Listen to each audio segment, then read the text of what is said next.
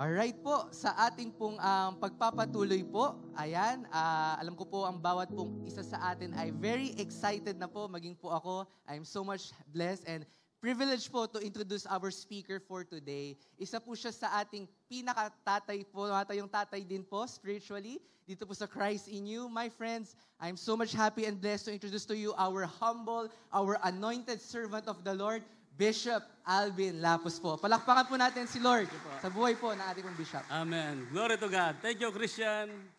Salamat po. Happy Father's Day. Sa mga hindi nabigyan po, meron pa po ata sa taas. So, mamaya, huwag niyo pong kalimutan. Amen. Hallelujah. Mga tatay, bawal maglaba. Amen. Kasi nabalansya kayo, mapapasma kayo. So, sa mga bagong tatay, Happy Father's Day sa inyo. Yung nangangarap na maging tatay, Happy Father's Day. Actually, kahit wala kang anak, tatay ka pa rin eh. Sa iyong pamangkin, sa iyong asawa, di ba? Sa iyong mga disciple. Sa mga matagal ng tatay, congratulations, unshakable daddy. Nandiyan pa rin kayo. Hallelujah. Kaya nga po, masaya ang buhay pag meron tatay, may nanay, may tatay. Bisa nga po, nagkaroon po ng katanungan, ano ba yung mas madali? Sino ang may pinakamahirap na tungkulin? Ang nanay ba o ang tatay? Mamaya, titignan natin yan. Now, meron pong isang kwento. At sana bagay magali sa akin sa kwentong ito. Napulot ko lang po ito. Kinikwento ni Pastor Carmela. Meron pong isang daddy na every time nagaling sa office, pag-uwi ng trabaho, nakikita yung asawa. Nakaupo sa harap ng television. Nanood ng TV. Sabi niya, ang sarap ng buhay ng misis ko. Sabi niya, every time ako umuwi, dadatnan ko, nanood ng TV. Lord, sabi niya, hindi tayo patas. So nag-pray po siya kay God, isang gabi. Lord, sabi niya, pwede mo ba, palit muna kami ng asawa ko. Siya muna ang lalaki. Ako muna ang maging babae. Sabi daw ni God, okay. So ganoon ang nangyari. So, itong nangyari, nabigla siya. Sabi niya, bakit nagising na ako? Alas 3 pa lang, nagising na ako. Sabi niya, bakit? Naramdaman niya, kailangan niya magluto. Ay, sandali. Ako na palang nanay, sabi niya. Kaya, yun po, siya po'y nag-ready ng almusal, ng damit na mister, pinaliguan ng mga bata, binihisan, papuntang school. Pagkatapos magbabay ni mister, inatid yung mga bata. And then, nagpadaling umuwi. Ay, sandali, mamamalengke pa ako. Sabi, namalengke pa po. Nagluto, pagkatapos, naglaba, naglinis ng bahay. Pagod na pagod po siya. Ay, hindi mo siya tumagal ng isang linggo. Isang gabi, nag-pray siya ulit. Lord, sabi niya, mahirap palang maging nanay. Lord, pwede mo bang ibalik na lang natin sa dati? Sabi naman po ni God, okay, no? Pero sandali, anak, sabi niya, bakit po, Lord? Maghintay ka muna ng 9 months. Bakit? Nabuntis ka, sabi niya. Okay. So, walang magagali sa akin. Okay, mga nasa online. Okay. Kaya nga po, mga kapatid, ang pagiging nanay o pagiging tatay, hindi pwedeng ikumpara. Because being a father and a mother, pag father ka, you are uniquely designed by God to function the role of a father. Kaya hindi na mga misis. Mga misis, you are uniquely designed by God to be a mother. Kaya may breast ka, di ba? Meron kang matris. At meron kang passion to cook, to take care. Bumangon na maaga. So, these two are not in competition. But they complement and they complete one another. Kaya nga sabi ni God, it is not good for a man to be alone. So, ang lalaki hindi makapagmayabang, ay, hindi ka kailangan babae. Kapatid, malungkot kami pag wala ang mga misis. Parang hindi ganap ang buhay namin pag wala ang mga misis. Ang mga misis naman, siyempre, masaya pag nandyan si mister. Kaya nga po, dapat natin maintindihan to. Pero ang pagiging father is a high calling. It's an honor. Basically, every father should live in such a way that his children can see what God the Father looks like. Kagaya na sinabi, we need to reflect the love of God. Kaya nga po, si Jesus Christ, binigyan tayo ng revelation about who God is. And the best revelation who God is, that God is our Father. Kaya sabi niya, ganito kayo manalangin, Ama naming nasa langit. It speaks about intimacy, closeness, care. Kaya nga po yung mga tatay, hindi lang sila mga provider, protector, priest, but they are an inspiration and an encouragement to their wife and to their children. Kaya nga po, meron ko nabasang article, sabi niya, anyone can father a child. In an instant, you can be a father kahit 16 ka pa lang, 19 ka pa lang, 18 or 21. Anyone can father a child, but being a dad takes a lifetime. Na-discover ko ito, mag-16 na ako, hindi madaling maging tatay. Naalala ko, kawawa yung una naming anak sa akin. Napakalupit ko, napakababaw ko. Imagine sa anak ko, nagpatisod ako, nagpa-offend. Sabi ko sa kanya, hindi kita kasabi. Hindi tayo pati. So sabi ko, Lord, patawarin niyo po ako sa aking kababawan. No? Isa po, nagtulog siya sa kanyang pinsan. Ay, huwag kang makatulog, dito ka lang. Sabi ko sa kanya, huwag kang makitulog kasi alam ko babalik. Experience ko yun eh. So, wala pang 30 minutes, may kumakatok. Sabi ni Pastora Carmela, busti may pasbol, pabrem may kilwal na ako. Pabayaan. Imagine, pastor ko, di ba? Nagpa-offend ako, nagpatisod ako, at pinatulang ko. Buti lang hindi ko sinasabi sa kanyang, nakakasabi, ganito ko sa iyo. No? Pero kung minsan may mga magulang na natutukso sa iyo na patulan natin ang kababawan ng ating mga anak. So, malaking role ng mga tatay. Sabi nga riyan, Father, play a role in every child's life that cannot be filled by others. Yes, may nanay, pero iba pa rin may tatay. May tatay, pero iba pa rin may nanay. Complementary eh. May tito, may tita, pero iba pa rin yung tatay. This role can have a large impact on a child and help shape him or her into the person they become. May mga bagay, tatay lang ang pwedeng pabuno. Naalala ko yung tatay ko. No? Hindi siya perfect, no? Pero mabait siya sa akin. Mabait sa akin.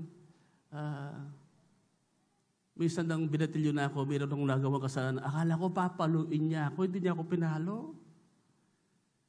Nakita niya ako naninigarilyo, hindi ako pinagalitan. Sabi ko, bakit ganito? Sabi ko, nababait po ako. Nagtrabaho ko, tumulong, at nabago ang buhay ko. Isa, naborn again din sa bandang huli. Kaya mga kapatid, minsan, nako-confuse tayo. Kung mahirap maging nanay, mahirap ding maging tatay. It's also very confusing and difficult, especially the lifestyle of the kids today. Yung buhay ng mga bata ngayon, kaibang klase. Ang tawag ngayon sa generation ay AI generation. Tapos na po yung Generation Z. Sinakpan natin, Christian natin, Generation Z, di ba? Tapos na yon. Ngayon, iba ng klaseng generation. Meron din Generation Alpha. Actually, Alpha ata sila. Generation Alpha. Ang alam ko sa Alpha, parang Alpha dog, leader, trendsetter. No? Anyway, kung nakausap mo yung anak mo ng mga 30 minutes, masaya ka na. Pero kung minsan kahit kausap mo siya, hawak ang cellphone. Kaya nga po, it's very challenging to be a father. That's why the world right now is in chaos. We are heading toward a big trouble because the kind of generation right now that are being produced. And we, fathers, are responsible. Now, hindi ko naman sinasabi lahat. Marami rin mga AI generation ngayon na talagang nandyan sa church, mabuting mga anak, pero hindi madali. You need to know how to relate with them. Paano sila kausapin? Hindi pwede yung kamukha ng pano ni Marcos. No? Hindi pwede. Meron po akong kaibigan na nabuntis ang kanyang anak. Bata pa lang. Sinabi niya sa akin, galit na galit. Ang sabi ko naman sa kanya, congratulations. Bakit? Lolo ka na. Sabag mong dibdibin yan. Hindi lang kasi yung nangyari yan. So, unang yan, na-discourage siya kasi mata sa kanya expectation. Kaya po, itong nangyari sa kanya. Hinigpitan ng anak. So, may apo naman masaya, pero after a year, tumakas yung anak, binalikan yung lalaki. Nabuntis na naman. Iyak na naman. So, hindi madali maging tatay. You want to protect them, but sometimes they are so hard-headed. Matigas ang ulo, gagawin pa rin. Pinapasukan yung hindi dapat pasukan. Kaya nga po, itong ating pag-aaral lang ito, no? It will inspire us. The purpose, the goal is not to put guilt on you or condemnation. But I want to encourage you, mga daddy, lahat ng daddy magsabi ng amen. I want to encourage you. Sapagkat ang ating pinakamodel ng pagiging tatay ay ang ating amang nasa langit. Siya ang ating pinagkukuanan. Nakakasya kang maging tatay. Wala namang school para maging tatay. Pero pwedeng ma-impart yan sa atin ng ating amang nasa langit. Kaya nga po, doon po sa Luke chapter 15, if you open your Bible, nagkwento dyan si Jesus Christ about lost and found. No? Kinwento niya yung nawalang coins. Nawala yan because of being careless. Yung coins, during that time, napakahalaga sa mga kinasal. Kasi pag kinasal sila sa kanilang tradition, bibigyan ng coin. Mayroong sinisimbolo yun, meaningful sa kanilang pagiging tapat bilang mag-asawa. Pag nawala yun, malaking bagay yun. Kaya yung nawalan po ng coin, hinanap yung coin hanggat hindi nakikita. Nang makita po, nag-rejoice, nagalak. Tinawag lahat ng kapitbahay, nagsaya. Pangalawa, yung lost sheep. Yung tupa nawala dahil sa kanyang kabangbangan. Wala silang sense of direction. Ang ginawa ng paso, hinanap yung nawala. At nang makita, nagdiwang, nagsaya, tinawag lahat. Pero yung ating babasahin is about the lost son. The lost son. Ito'y nawala, hindi dahil may problema ang tatay. Ito'y nawala, hindi dahil pabaya ang tatay. Ito'y nawala, hindi dahil nagkulang ang tatay. Katigasan ng puso, gusto niyang kumawala sa kanyang tatay. At actually, ang purpose ng lesson na ito, ang pinaka-konteksto nito, Jesus wants to correct the theology, the perspective of those scribes and Pharisees during that time na masama na ang tingin sa mga taong makasalanan. Kasi sa chapter 15 verses 1 to 3, no, lumalapit kay Jesus yung mga makasalanan. Nakikinig sa kanya. At talagang dinudubog siya ng mga makasalanan. Then, ininterpret siya ng mga Pharisee at ng mga scribe na masama. Sabi niya, bakit siya nakikipag-usap sa mga makasalanan? Kaya nagkwento si Jesus. So the message of those three stories is about those people. It is about the love of God. How God value the sinners. Kaano man sila kasama? Tayo po yun. Kaano man tayo kasama? Mahal tayo ng Diyos. Ang sabi ng verse, punta tayo ng verse 11. Kaya sabi riyan, nagpatuloy si Jesus sa kanyang pagkukwento. May isang ama na may 2 anak na lalaki. Sinabi ng bunso sa kanyang ama, Ama, ibigay niyo na po sa akin ang bahagi ng mamanahin ko. Kaya hinati ng ama ang ari-arian niya sa 2 niyang anak. Ang tawag dito, the prodigal son, no? Although wala yung word of prodigal sa Bible. Actually, ang word of prodigal meaning wasteful living. Wasteful living. Wasteful, pagsasayang ng pera, ng buhay, ng oras, sa mga walang kwentang bagay. Kaya sabi ng verse 13, pagkalipas ng makuha ng mana, no? Ang ginawa niya, siguro lupa, baka, tupa, binenta. No? Pinagbili ng bunso ang lahat ng binana niya at pumunta sa malayong bayan. Doon niya ginastos ang lahat sa walang kwentang pamumuhay. Nang maubos na ang pera niya, nagkaroon ng matinding taggutom sa lupain yun at naghirap siya. Kaya namasukan siya bilang tagapag-alaga ng baboy sa isang lugar. Sa tindi ng kanyang gutom, parang gusto na niyang kainin kahit pagkain ng mga baboy dahil walang nagbibigay sa kanya ng makakain. Kaya sabi ng verse 17, nang mapag-isip-isip niya ang lahat, sinabi niya sa kanyang sarili, sa amin, kahit mga utusan ng aking ama ay may sapat na pagkain. at sobra pa. Pero ako rito ay halos mamatay na sa gutom. Sabi niya sa verse 18, babalik na lang ako sa amin, sa bahay ng Ama, at sasabihin ko sa aking ama, Ama, nagkasala po ko sa Diyos sa inyo, at hindi na ako karapat-dapat gawin o tawaging anak ninyo. Gawin nyo na lang akong isa sa mga utusan ninyo o alipin. Kaya bumalik siya sa kanyang ama, malayo pa ay natanaw na siya ng kanyang ama. At naawa ito sa kanya. Kaya patakbo siya nitong sinulubong, niyakap at tinalikan. Sinabi ng anak sa kanyang ama, Ama, nagkasala po ako sa Diyos at sa inyo. Hindi na ako karapat-dapat tawagin ninyong anak. Pero tinawag ng ama ang mga utosan niya, madali.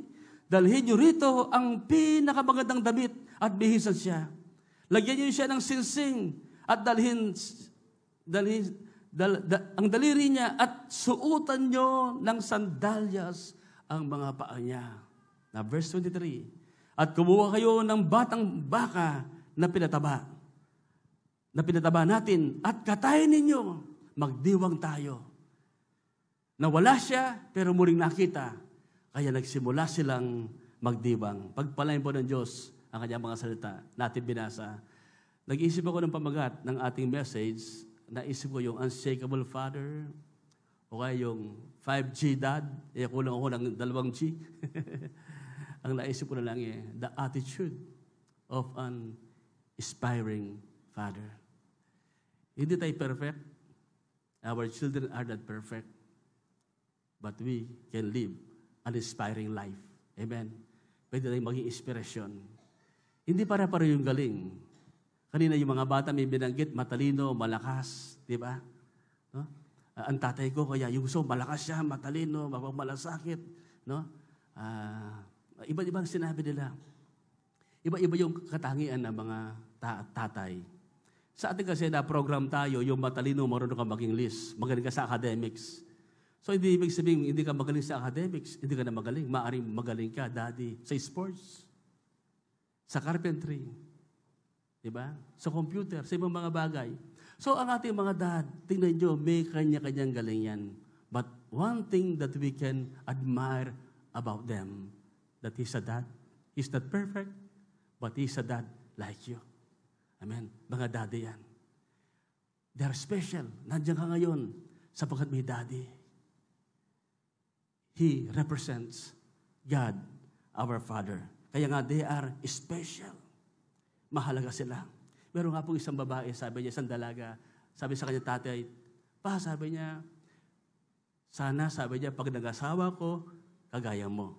Sabi naman ng daddy niya, magpray ka, huwag lang kagaya ko, nang higit pa sa akin, sabi ng daddy niya. So, walang kamalay pa yung daddy niya, ina-admire siya ng kanyang anak, ng kanyang mga anak. Hindi siya perfect. May kapintasan, nakikita siya araw-araw sa bahay, sa trabaho, how he speaks, how he talks, how he relates, and yet, he's being admired. Marami tayong pagkukulang. Marami tayong mga shortcomings. We are not perfect. Still, proud ang anak mo sa iyo. Proud ang asawa mo sa iyo. Wala naman sa atin ang lahat Diba? At hindi tayo makikita sa isang tao ang lahat ng bagay. But we can be an inspiration. Kaya nga po, attitude is everything. Attitude is important. 5 bagay lang ang i-share ko sa inyo. What is the attitude of an inspiring father? Number 1, he's gracious. He is gracious. Like this father in the story of the prodigal son. Ano po, napakasakit ng attitude ng bata sa tatay. But this dad never allowed himself to be offended. He never allowed himself to be offended by the immature behavior, by the selfishness of his son. Bata pa lang, humihingi na ng mana. Parang sinasabi niya, sana mamatay ka na para sumaya ang buhay ko. Ayoko sa poder mo. Ang tatay wala mang debate. Maybe masakit yun. Yung anak mo, ganun kasalbahe. Ayaw sa'yo. Pagkatapos yung pera man pinaghirapan, gusto niya? Never in my house, sabi natin. But this dad, hindi lang yung bata ang binigyan. Yung bunso na humihingi, pati yung hindi humihingi, yung kuya binigyan. Itong natuklasan ko, kung minsan, mabait kang tatay, ginagawa mo lahat. Pero kung minsan, hindi mo rin control ang lahat ng bagay. Sino po sa inyo na-offend na kayo sa inyong mga anak? O baka yung anak natin ang na-offend sa atin. Pero itong nakita ko, yung tatay hindi nagpa-offend. Grabe. Hindi niya ginawang issue yung attitude ng anak. Alam mo, ang ating amang nasa langit, hindi siya offended sa'yo. Kaya tinatawag tayo. Kaya binigay niya ang kanyang anak. God is not offended to you. Hindi siya discouraged sa'yo. Bisa inisip natin, baka sawa na ang Diyos sa akin, discouraged sa akin. Baka hindi na ako pakinggan ng Diyos, baka ayaw na sa akin. You see, this story reflects the kind of love, the kind of Father we have. Yung mga Pharisee nagagalit because they are so legalistic. Bakit lumalapit kay Jesus yan? Pa-impyerno na yan. Baka salanan yan, masama yan. Huwag kayong makipag-associate. Huwag kayong makapagkaibigan. Nakakasira sa ating grupo. Si Jesus, when He welcome, and then nagkwento. Yes, masama ang kasalanan. God never tolerated sin. No? But He will never allow Himself to be offended because of the attitude of His children. Pagmamahal, pagmatawad pa rin ang ibibigay niya. Bakit? Ibang level niya. Tatay ka eh. Tatay ka. Yung kinatong kanina na nagdandam ko sa anak ko, pinatulang ko, ako palang bababaw. Sabi ko, pre, patawad na. Sorry. Ewan ko, natandaan pa yung Precious.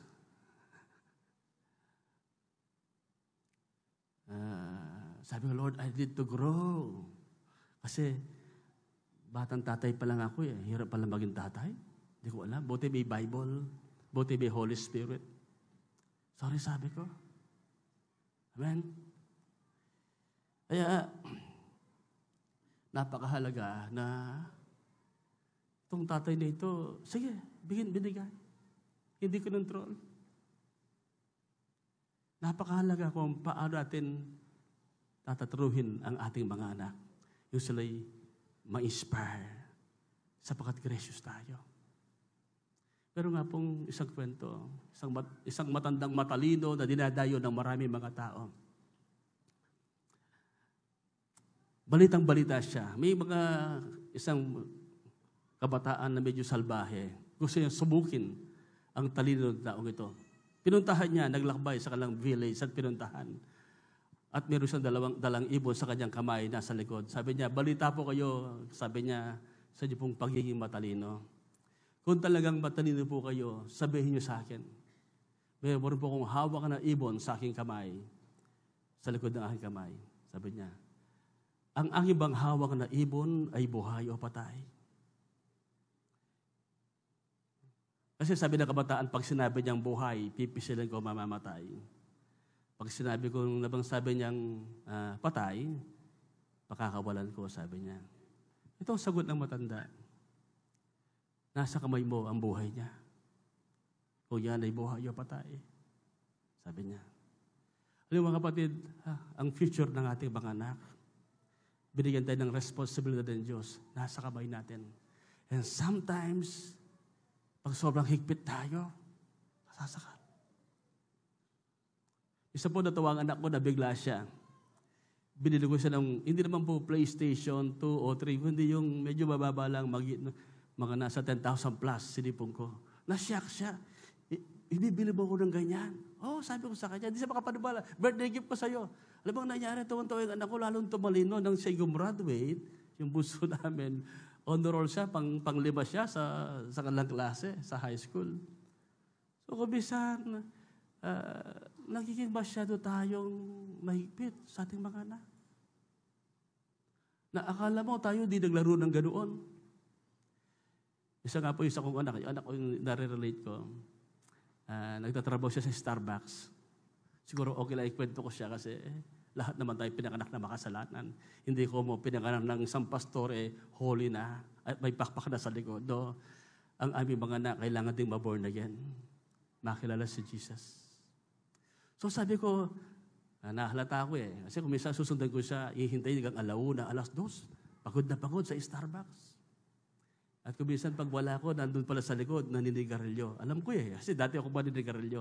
Ito sabi ko sa kanya, pre, sabi ko, kailan ka pa manigarilyo? Hindi ko siya pinagalitan. Kailan ka pa nanigarilyo? Alam mo, sabi ko, nanigarilyo din ako eh. Kaya lang, nahirapan akong tanggalin. Nahirapan akong tanggalin ng sigarilyo. Hindi maganda, sabi ko.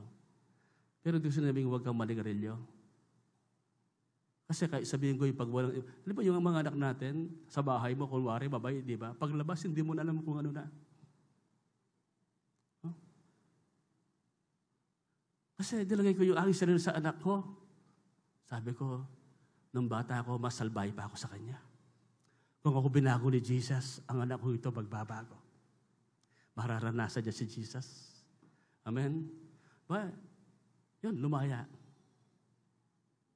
Nalaman ko na lang, no? Matagal na yun, matagal na, hindi na siya naninigarilyo. Ngayon, nasa Binusi. Isang araw nag-testimony sa ating isang church dyan sa Mabalacat. Umiiyak. Grateful siya sa pagmamahal ng kanyang mga magulang. Sabi niya, kung alam lang ng papa ko, ng mama ko, yung mga pinagagawa ko, sabi. Pero ito, binago ko ni Jesus. Amen? Binago ko ng Panginoon. Sometimes it takes a great risk to be a father. Especially, kung minsan, hindi ka maintindihan eh. You will be misunderstood. Kamukha nito, pare. Salba yung anak mo, bakit binigay mo ng mana? Kung sentrol ka, bakit? Dapat dinisiplina mo yan. Pinarusahan, kinulong. But not this kind of father. Gusto ng tatay niya, yung batang ito, magkaroon ng personal revelation. Sige, ito anak, bigay ko. Amen? Kaya, minsan may mga anak kayo, kapatid, asawa. Pag-pray nyo lang, mahalin nyo lang. Hindi kayong babago. It's the love of God. Kaya sabi ng Bible, for God so loved the world. Hindi sinabing, for God is so powerful. But love. Sabi nga ng Romans 2:4, it's your love and your kindness that leads us to repentance. Ang iyong pag-ibig at kahabagan, kabaitan, itong nagdadala sa amin sa pagsisisi, sa pagbabago. Sabi ng Roma 2:4. So mga kapatid, be gracious. Huwag kayong pa-open, amen? Huwag kayong pa-discourage. Yes, maaaring ganyan siya kasi yan ang level niya. Hindi pa nag-grow. Pero pag dumating ang Holy Spirit sa kanya, dumating ang salita ng Diyos sa kanya, naramdaman yung pagmamahal mo sa kanya, tiwala na believe ka sa kanya kahit ganyan siya, magbabago yan, lalaya yan, mararanasan ang biyaya ng ating Panginoon. Hallelujah. Kung ikaw nagbago, ako nagbago. Kung yung pastor nagbabago, ang ating pakayang mga anak, asawa, pamangkin, magulang, sino man ang hindi magbago. Amen. So this father, in the story of the prodigal, he was so gracious. Hindi niya ginawang issue yung kanyang problemang yon ng kanyang anak. Marami sa atin issue pa rin 10 years ago. Meron pa rin tayong pagdaramdam sa anak natin. Imagine, anak mo, hindi mo bati, hindi mo kausap. Iba ng pakikitungo mo sa kanya. Gusto niyang maramdaman yung pagiging tatay, pagiging nanay na maunawaan mo siya, pero yung offense na ikaw ay nasaktan, na may ginalit niya, na ikaw pinahiya niya ang pamilya. Hindi pa rin tayo makamove on. Alam po sa kwentong ito, talagang nakakahiya itong nangyaring ito. Kasi kung alam natin ang kultura sa village dito ng kwento ni Jesus, ang mga ganung bata ay tinatakwil. Even in the Old Testament, tinatanggalan ng sandalyas o kaya binabato dahil sa kanilang pagiging rebelde sa kanilang mga magulang. But the father, nang makita yung anak, hindi na naalala ang kanyang pagiging masamang anak. Malayo pa. Ibig sabihin, hinihintay siya. Malayo pa yung anak. Tumakbo na. Now, yung matanda is very dishonoring in their village for an elderly to run. And yet this old man ran. Para si God. When God ran. Para lang salubugin ng anak. Bakit? He wants to protect the child. Bakit niyakap ka agad? At tinalikan. Kahit amoy baboy. Amoy kanyo. Diba? Eh, kasi, mandilo ka ba? Kabulog mo? Hingin mo? Pakanyang-kanyang kaya pa. Ngayon ba? Paiyak-iyak ka dyan? Hindi niya ginanon. Niyakap. Bakit tinawag? Madali. Bakit minamadali? Kasi yung robe is protection, righteousness. Yung sinsing is identity. Anak ko ito. Yung sandalyas, hindi siya alipin. Ni-restore lahat. Hindi na issue. Yung kanyang nakaraan. Alam mo kung gagawin ni God na issue ang ating nakaraan, walang babasa. But thank God there is Jesus, there is a cross, amen. God loves us so much, He gave His only begotten Son. Siyang pinarusahan, siyang sinumpa, siyang pinahiya, si Jesus, doon sa krus, alang-alang sa atin. Grace, graciousness. God is so gracious, so inspiring. Kayong bata nagbago. Tayo nagbabago sapagkat yung love ni God sa atin, yung awa niya, di ba? Kaya nandyan tayo ngayon. We are so thankful and grateful for the kind of love that God bestowed upon us. Grabing pagmamahal ang pinakita sa atin ng Diyos. Pangalawa is generosity. He was generous. An inspiring father is generous in showing love, mercy, and understanding to His children. Huwag lang tayong generous sa barkada, sa inuman, sa mundo. Lalo tayong maging generous sa anak, sa asawa, sa pamilya. Hayaan natin ang ating mga anak. Maramdaman na tayo mapagpasensya sa kanila. Mahirap magpasensya. Na ramdam natin sila. Naintindihan natin na kalang level na iaangat natin sila at tutulungan. Amen po ba?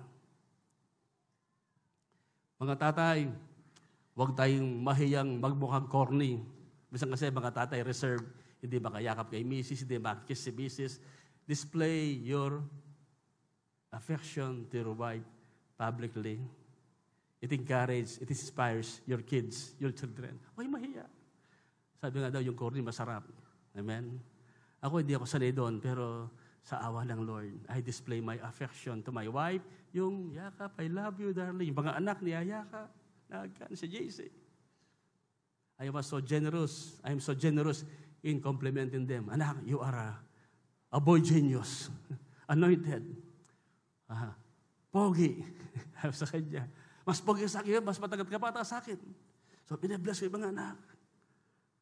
Sinasabi na magaganda, be generous in words, in your encouragement, in how you build them up.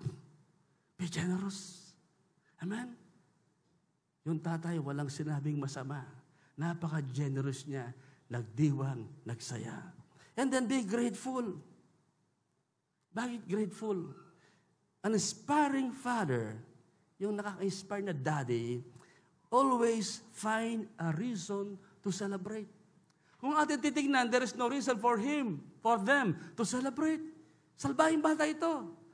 Naging bulagsak, nangyari ng pera. Pero nang dumating, biglang nagdiwang, biglang sumaya, nataranta yung lahat. At yung pinataban ng kuya para sa magandang okasyon, pinatay, niluto. And then narinig ng kapatid yung kuya, ano meron sa bahay? Bakit maingay? Bakit may party? Yung kapatid mo, umuwi. Ano ba? Sabi niya. So sabi ng tatay, magdiwang tayo, magsaya. Ang anak ko na wala, muling nasumpungan. Namatay, muling nabuhay. Magdiwang tayo. Amen? Pero parang walang reason to celebrate. And yet the father was so grateful. Yung makita mo, yung anak mo, kahit amoy kanyo, amoy baboy, buhay, nagbalik loob, nagsisi. Hindi na pag-uusapan yung nakaraan. Ang mahalaga, sincere siya. Nandiyan siya, nagpapalik, nagdiwang siya. Mga kapatid, huwag niyong kalimutang i-celebrate ang birthday ng bawat isa. Lalo na yung birthday ng mga misis. Kapag nakalimutan niyang delikado. 1 year kang malungkot. Amen. Kahit simple lang. You celebrate every success. And sometimes, find ways. Find some reason. Oh, itong araw na ito, ano yung ating gagawin para mag-celebrate? Labas kayo, kahit sa bahay lang. Amen. Mag-celebrate. Huwag niyong tipirin. Life is too short to be wasted. Alam mo, pag ganun tayo na-inspire mga tatay, pag ang tatay hindi inspired din, natutulala.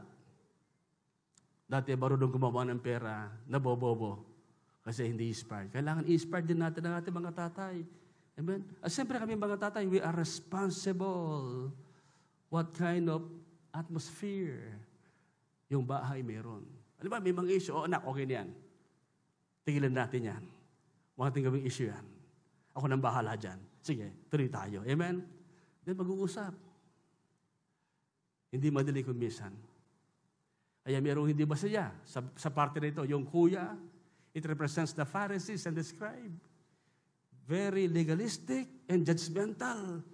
Na ang tingin sa kapatid, masama na, hindi na karapat-dapat, hindi na dapat tanggapin sa bahay pa. Kinausap ng tatay. Sabi ng anak, ako, napakabait kong bata, sabi niya. Ginawa ko lahat ng gusto mo, pero ni minsan, sabi niya, hindi mo ko pinagpatay, kahit kambing lang. Ba anak, sabi niya, sa'yo lahat yan. Sabi niya, yung lahat ng akin sa'yo. Saka kahit tayo nagsasaya, sabi yung kapatid mo namatay. Muling nabuhay, nawala kayo nandito. Pero siya hindi makapagsaya. So, kinakalma siya. So, kung isang ganyan sa pamilya, may iba hindi natutuwa. Kausapin ng tatay. Ipaliwanag ang nangyayari. Amen? And then pang-apat, be hopeful. Never, this father, he never give up on his son. No matter how hopeless the situation. Naniniwala siya, aayos din. Babalik din ang anak. Mga tatay, hindi palaging magandang takbo ng buhay. May mga pagsubok. May mga krisis. Huwag kang magpanik. Stay strong. Stay hopeful. All things are possible with God. And finally, build. Be gracious. Be generous. Be grateful. Be hopeful. And be a builder. Build. Build a family tradition that shapes the spiritual lives of your children. Kamukha ng prodigal sa isang araw, maalis yan. Ano ang nagpaalala sa anak para magbalik sa bahay ng ama? Yung generosity, yung family tradition, yung kultura sa bahay. Sabi niya, sa bahay ng aking ama. Bisa po kasi, halimbawa, yung mga pagkain, bisa nakakain po ako ng alpaa, dati ating Kapampangan, yung may repolyo, may bagyo beans, o kaya bispelas ba yun? And then yung ulo ng hipon, dinikdik, ginesamo. Nang maamoy ko, naalala ko yung nanay ko.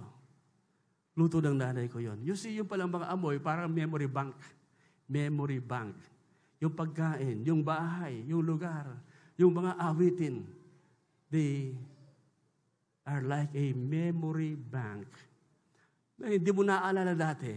Pero pag narinig mo yung song, natakman mo yung pagkain, napunta ka sa isang lugar, ano?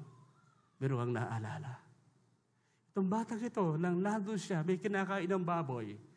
Anong nagbalik sa kanyang memory? Sa bahay ng aking ama, maraming pagkain. Ano po gawin yung masaya ang tahanan? Mag-build tayo ng magandang tradisyon ng memory na babalikan ng ating mga anak. Pag sila naliligaw ng landas, maalala yung prayer ni daddy. Maalala yung awit ni nanay. Yung luto ni nanay. Maalala yung paglalaro ng basketball ni kuya, ng badminton. Hindi puro cellphone. May ibang panahon, physical activity. Amen. Mag-samjutsal kayo. Tama ba ang pagka-pronounce ko? Sa bahay. Build a family tradition. magkaroon ng team song sa bahay. Pag inaawit na yun, parang gustong umuwi ng ating mga anak. Di ba? Ako marami akong inaawit ng mga awitin. Minsan ginagaya ng mga anak ko. Minsan si Joy. Kasi mahilig akong makinig ng mga old song. Buhay pa si, sino ba yun? Si Vic Morales. Sa kanyang, minsan may isang awit. Minsan inaawit ko yung The Story of My Life. My life, my love. Yung anak ko si Joy, kukunin yung aking barong. Aawit siya. Aawit si Mahana Joy. The story of my love. It's very, very plain. Neil Diamond. So, wag kayong mahirap umabay kayo. Sintunado kayo kamukha ko. Magluto kayo ng mga kain. Gawa kayo ng mga tradisyon. Mag-devotion kayo. Para may magandang alaala. Tradisyon na babalikan at magpapatuloy. Amen? Sa ating mga anak. Ito ang nagbigay katinuan sa bata nang maalala niya ang kabutihan ng tatay. Sa bahay ng kanyang ama, sabi niya, pati katulong, sobrang pagkain, pagmamahal, pagpapahalaga, pagdiriwang. Yun ang natandaan niya. Yung pagpapahalaga, kahit katulong lang pinapahalagaan. Sobra-sobra. Pag nagluto kayo, sobra-sobra. Kahit gulay lang, kahit tuyo, sobra. Huwag kuripote. Sabi, mabubuti. Ay, si mama ko, pag nagluto, kahit talagang kapos kami, may paraan. Para marami kaming celebration. Magambagan tayo. At huwag niyo kakalimutan yung panalangin, yung pagpunta sa church. Yung ating mga anak lumaki sa Sunday school. Sama-sama tayo sumasamba. Family, tradition. Anong tradition ngayon? Legacy, godly legacy na iniiwan natin sa ating mga anak, sa ating mga apo, sa ating mga pamangkin. Mga daddy, kayo po yung mga leader. Kayo yung mga provider, hindi lang provider, protector, hindi lang priest, but you also an inspiration. Your life speaks a lot. Hallelujah. Manalangin po tayo. Thank you, Jesus. Thank you, Jesus. Father God, we are grateful and thankful that we have you, Father God. Our Father in heaven. Kayo ang pinagmumulan ng lahat ng pagiging ama. Salamat po sa mga tatay, sa mga nanay, sa pamilya. Kung paano ikaw, Lord God, is so gracious, loving, forgiving, understanding. May we reflect that kind of attitude, that we will be gracious, generous, grateful. We always find ways to celebrate. That we are hopeful. No matter what is the situation, we reflect that undying hope. And we will build. We are a builder of tradition that will shape the lives and the destiny of our children. Thank you, Jesus. Sa oras po ito, let us just appreciate our God in heaven, our Father. Sige po. As we sing this song, sing about His love, His mercy, His goodness. Hallelujah.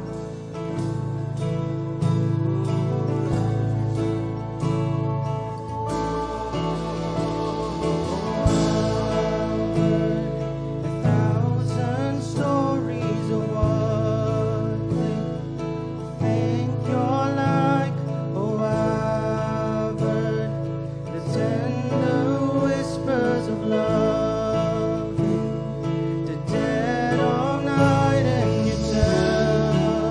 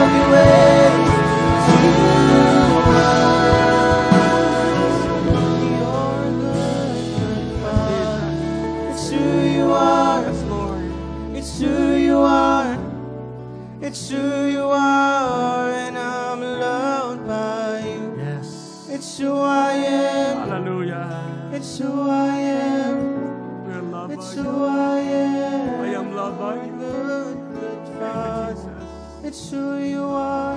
Yes, Lord. It's who you Hallelujah. are. It's who you are. Thank you, Jesus. I'm loved by you. Yes. It's who I am. It's who I am. It's who I am. Hallelujah. Tayo po'y tumayo. Thank you, Jesus. Ama, salamat. Ikaw ang aming amang nasa langit. Kayo ang pinagmumulan at pinagtutularan ng pagkaama ng lahat ng ama sa lupa. Salamat po, kami po'y lumalago, natututo mula sa inyo bilang mga ama sa aming mga anak. Salamat sa iyong biyaya, sa iyong pamamahal, sa iyong pangunawa sa amin, sa iyong pasensya. At ngayon, ang pasensya niya na naawa ay aming naipaparamdam sa aming kapwa, sa aming pamilya, sa aming mga anak. Father, thank you so much. Dinadalayan ko yung mga tatay na may mga struggle sila. O kaya po yung mga anak na nandito na merong naging lamat at hindi magandang karanasan sa kanilang mga tatay, sa kanilang mga magulang. Father, I declare healing right now. I declare healing, inner healing to every wounded souls, every wounded heart. In the name of Jesus. Sige po, magpatawad tayo. Yes. Hindi sila perfect. Maaaring meron silang nagawa. But still be thankful. Be thankful na may tatay ka. Pero ang ating pinakatatay, ang ating amang nasa langit. Lahat tayo, tatay ka man, nanay ka man, ang ating tatay sa langit, our daddy God in heaven. Hindi siya discouraged sa iyo. Hindi siya offended. Anak na niya. At ano man ang nagawa mo, hindi nawawala ang relasyon mo sa Kanya bilang Kanyang anak. Kagaya ng makasalanan ito na prodigal son. Hindi hintay. Naniniwala. Hindi binibitawan ng Kanyang anak na ito ibabalik. Tinamnan niya ng pag-ibig, ng pasensya, ng unawa, ng malasakit. Hallelujah. At salamat po, Ama. Lahat kami nakabalik sa iyo. Hindi ka nagsawang maghintay sa bawat isa. Come home to the Father, brother, sister. Mga nasa internet, nasa Facebook, balik ka na sa Ama. Sa bahay ng Ama. Balik ka na. Hinihintay ka niya, mahal ka niya. Ang sabi ni Jesus, lumapit kayo sa akin. Kayo nahihirapan, pagod na sa buhay. Sabi niya, at makasumpo kayo ng kapayapaan sa akin. Pasanin niyo ang aking pamatok. Ito'y magaan. At makakasumpo kayo ng kapayapaan at kapahingaan. Marami pagod ngayon. Hindi ka nag-iisa. Nandiyan ang Diyos. Hinihintay ka. Dinadalayan ko po, Amang Banal, ang bawat pamilya, bawat anak mo nandito, maging mga nasa online, nasa hospital, at yung nag-iisa ngayon sa bahay na malungkot, namimiss yung daddy niya na nasa ibang bansa. O kaya po, ang daddy niya umuwi na kay God. Father, I declare your shalom, your grace, your strength, healing, in the name of Jesus. Bawat isa makaranas ng kalayaan. Hallelujah. Salamat po, O Diyos, and we celebrate the fathers, every father na nandito. Your graciousness, your mercy, your strength be upon them. Hallelujah. Maraming salamat. Sa aming paghayo, sa aming pansamantalang paghiwa-hiwalay, tinatanggap namin ang iyong kapayapaan, ang iyong pag-iingat, ang iyong kagalakan, ang iyong presensya. At salamat sa kagalingan, salamat sa blessing, salamat sa lakas na aming tinanggap. Magdiriwang kami, magpapasalamat sa araw na ito. All glory, Lord God, belongs unto you. And dismiss us with your blessing. In the name of the Father, and of the Son, and of the Holy Spirit. And everybody will say, Amen. Amen. God bless you all. Shalom. Love you all. Happy Father's Day.